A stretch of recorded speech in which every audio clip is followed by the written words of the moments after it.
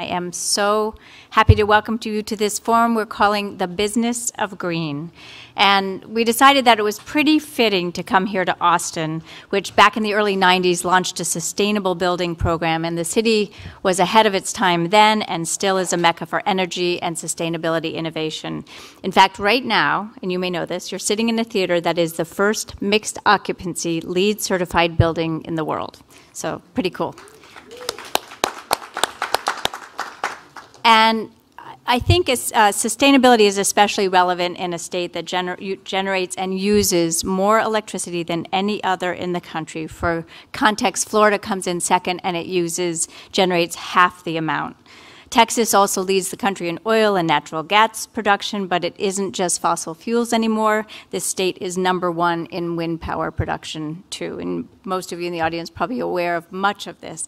But this makes it the perfect backdrop for our conversation this afternoon. And we're going to talk about what it takes to make sustainability a priority and about efforts by local leaders to forge a low-carbon future. We're also going to hear from companies who are racing to keep up with expectations from customers, shareholders, and employees with pressing concerns about climate change.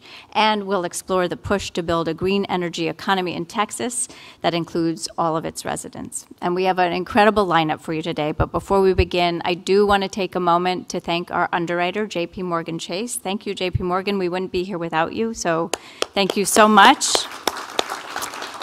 Some practical notes before we begin. Please silence your cell phones. Don't put them away, because we'd love you to join the conversation on Twitter.